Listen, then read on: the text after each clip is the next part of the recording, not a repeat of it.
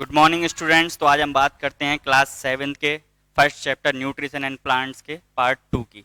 कल हमने पढ़ा था ऑटोट्रॉफिक मोड ऑफ न्यूट्रिशन तक, कि कैसे जो प्लांट्स रहते हैं वो अपना खुद का भोजन बनाते हैं, मतलब किसी दूसरों पर डिपेंड नहीं होते।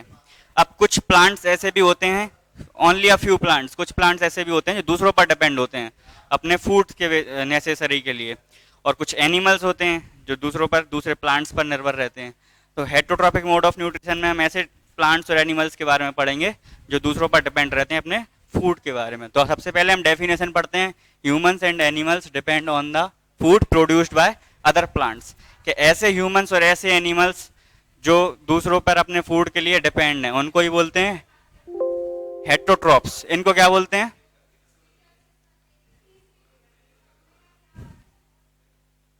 इनको बोलते हैं हेटरोट्रॉप्स। और इनके जो मोड ऑफ न्यूट्रिशन, इनके न्यूट्रिशन को मोड को बोलते हैं हेटरोट्रॉफिक मोड ऑफ न्यूट्रिशन।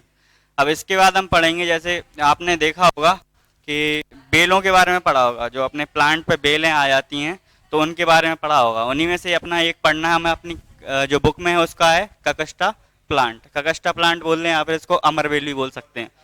इसमें क्या होता है, डज नॉट हैव क्लोरोफिल। इसके पास क्लोरोफिल नहीं होती है। जब क्लोरोफिल नहीं होगी तो जाहिर सी बात है क्लोरोफिल नहीं होगी, जब ग्रीन कलर का पिगमेंट नहीं होगा तो ये कार्बन डाइऑक्साइड को कैच नहीं कर पाएगा। कार्बन डाइऑक्साइड को कैच नहीं कर पाएगा तो मतलब क्या होगा, ये अपना फूड बना नहीं पाएगा। इसके बाद देखते हैं plant on which it climbs up. अब जो बेल्स रहती हैं, बेल क्या करती हैं, दूसरे प्लांट के सहारे अपना मतलब फूड प्रोवाइड करती हैं। तो क्या होगा इसका, plants on which it climbs, जिस प्लांट पे ये चढ़ती हैं, मतलब प्लांट से अपना शेल्टर, फूड, अपनी बेसिक रिक्वायरमेंट्स पूरी करती हैं, तो उन प्लांट्स को जिस पर ये चढ़ रही हैं उनको बोलते हैं host. Organism which climb on plant, और जो ऑर्गेनिज्म चढ़ रहा है उसको क्या बोलेंगे, पैरासाइट। मतलब जो पैरासाइट है ये खुद ककस्टा प्लांट यानी अमरबेल है, और जिस पे ये चढ़ते हैं उसको क्या बोलते हैं, होस्ट। तो पैरासाइट वो होगा जिसको फूड की जरूरत है, और होस्ट कौन होगा, स्टूडेंट्स आज हम जिससे लोग वो बात अपना करेंगे फूड क्लास लेते हैं। 7 के चैप्टर। तो ये हम लोग जैसे बोलते हैं एग्जांपल प्रॉपर मॉस्किटोज और लाइस एक्सट्रैक्शन, मच्छर फ्रैक्शन। और जो जुआ वगैरह होते हैं इन दोनों का वो भी कॉम्बिनेशन पैरासाइटिक होते फ्रैक्शन हैं। कहलाता है। या जब फिर भी कोई भी हेटरोट्रॉप्स नंबर ऑफ को हम मोड ऐसे ऑफ फॉर्म में न्यूट्रिशन रिप्रेजेंट में करेंगे तो उसको हम बात करें फ्रैक्शन बोलेंगे, पैरासाइटिक ठीक ये है। और होते हैं। डेसिमल क्या है, इसके बाद हम डेसिमल पढ़ेंगे इसका पिचर प्लांट्स। आगे पिचर प्लांट्स क्या बड़ा। होते हैं? पिचर अब जैसे प्लांट्स होते हैं जो लीफ रहती एक्सरसाइज है का प्लांट तरीका की, उसको अगर हम हमने थोड़ा एक्स्ट्रा, ये अब सर आएगा। उसकी और जो है इस एक्स्ट्रा कॉलम अगर का वो करेंगे ग्रो तो भी करती है सेम आएगा, तो उसमें क्या होता है, ये उससे छोटे। जार टाइप के अब पिचर्स ये निकल आते हैं।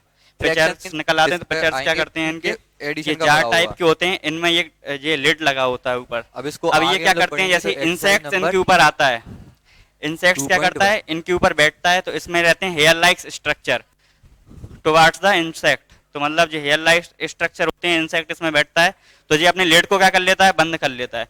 ये लिड को बंद कर लेगा, फिर इसमें जो हेयर्स हैं इससे क्या होता है, इसके डाइजेस्टिव जूसेस निकलते हैं। डाइजेस्टिव जूसेस निकलेंगे तो क्या करेंगे, जो इंसेक्ट होगा उसको क्या कर देंगे, ये डाइजेस्ट कर देंगे। डाइजेस्ट कर देंगे मतलब ये अपना फूड इंसेक्ट से ले सकते हैं।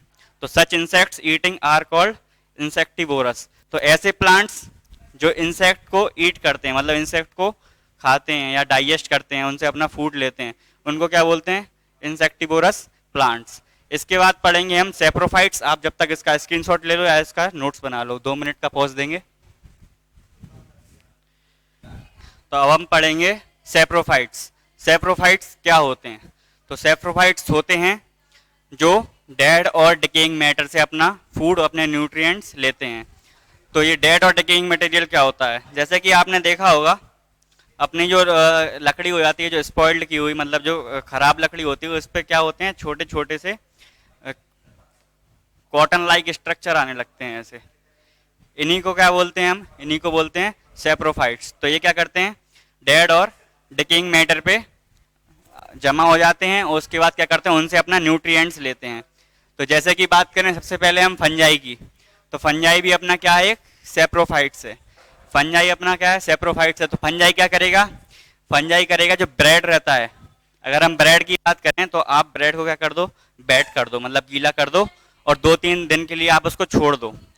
क्या होगा, उस पर आप गीला करके छोड़ दोगे, उसके बाद क्या होगा, उस पर क्या होगा, सेप्रोफाइट्स आने लगेंगे, मतलब कॉटन लाइक स्पोर्स आने लगेंगे, और वो डिवाइडेड होते जाएंगे।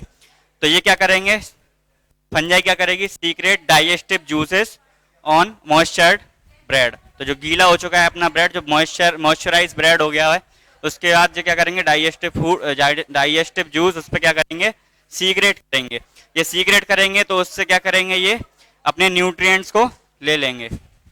अब क्या होता है, ये सबसे ज्यादा एक्टिव कब रहते हैं फंजाई वगैरह, ये होते हैं रेनी सीजन में, क्योंकि रेनी सीजन में क्या होता है, मॉइस्चर ज्यादा रहता है एयर में मॉइस्चर ज्यादा रहेगा तो चीजें जल्दी खराब होने लगती हैं, जल्दी स्पॉइल होने लगती हैं। इसके बाद यूजफुल और अनयूजफुल की बात करें तो कुछ फंजाई और कुछ सेप्रोफाइट्स ऐसे रहते हैं अपने पास जो यूजफुल होते हैं, कुछ लेकिन अपने लिए कैसे होते हैं, जो अनयूजफुल रहते हैं। जैसे अगर हम बात करें ईस्ट और मशरूम की, तो ईस्ट और मशरूम क्या होते हैं, हमारे लिए यूजफुल होते हैं। इनसे क्या होता है, मेडिसिन बनाई जाती हैं। अगर अनयूजफुल जो सेप्रोफाइट्स की बात करें, अनयूजफुल फंजाई के जो टाइप्स हैं उनकी बात करें, तो उनमें क्या क्या आता है, उनमें जो आता है वो आते हैं जो अपनी क्रॉप्स को बर्बाद करते हैं। मतलब जो फंजाई अगर हम क्रॉप्स पर लग गई है तो क्रॉप्स को क्या कर देंगे, वो बर्बाद कर देंगे। इसके बाद बात होती है कि ये फंजाई वगैरह हैं ये आते कहाँ से हैं। तो हमारे एयर में जो एटमॉस्फेयर में जो एयर है उसमें क्या होता है, फंगल स्पोर्स प्रेजेंट रहते हैं। फंगल स्पोर्स कैसे होते हैं, कॉटन लाइक छोटे छोटे स्ट्रक्चर्स रहते हैं। जब ये क्या करते हैं, ये जमीन पे आ जाते हैं, मतलब अगर किसी प्लेस पे या किसी ऑर्गेनिज्म में ये क्या कर दें, लैंड कर जाएं, मतलब उन पे आ जाएं, फिर ये क्या करते हैं, अपने आप को डिवाइड करते हैं, मतलब ग्रो करते जाते हैं, ग्रो करते जाएंगे, फिर वहाँ फैल जाएंगे। अब ये फैल जाएंगे तो क्या करेंगे, बहुत सारे हो जाएंगे और जो ब्रेड है उससे क्या कर लेंगे, अपना न्यूट्रिशन ले लेंगे। इसके बाद दिख रहा है हमको सिम्बायोटिक रिलेशनशिप। सिम्बायोटिक रिलेशनशिप क्या होता है, कुछ ऑर्गेनिज्म ऐसे रहते हैं जो दूसरे ऑर्गेनिज्म के साथ टुगेदर रह सकते हैं। टुगेदर रह सकते हैं मतलब वो क्या करते हैं, शेयर करते हैं अपना शेल्टर और न्यूट्रिएंट्स। जैसे अगर हम बात करें फंजाई की, तो फंजाई होते हैं प्लांट्स के रूट्स में। तो क्या करती है, प्लांट्स, हमें पता है प्लांट्स क्या है, नाइट्रोजन को डायरेक्ट एयर से नहीं ले पाता है, को सॉल्यूशन में चाहिए होती है एयर। तो जो फंजाई होती है, जो एयर की जो नाइट्रोजन है उसको क्या करती है, कन्वर्ट करती है, फिर रूट से उसको एब्जॉर्ब करके प्लांट तक ट्रांसफर कराती है। और प्लांट क्या करता है, इस फंजाई को देता है, फूड देता है, फ्रूट प्रोवाइड कराता है, इसको न्यूट्रिशन देता है। तो some organism live together and share shelter and nutrition, इन्हीं को बोलते हैं सिम्बायोटिक रिलेशनशिप। इसके बाद देखेंगे nutrients are replenished in soil. क्या न्यूट्रिएंट्स फिर से भरे जा सकते हैं सॉइल में। तो आपने देखा होगा जैसे क्रॉप्स के बाद क्या होता है, फार्मर्स क्या करते हैं, फर्टिलाइजर और मेनर डालते हैं, मतलब खाद डालते हैं अपनी फसल में। तो उस खाद में क्या क्या होता है, उस खाद में नाइट्रोजन, फास्फोरस और पोटेशियम होता है, जो हमारी सॉइल के लिए क्या होता है, न्यूट्रिएंट होता है।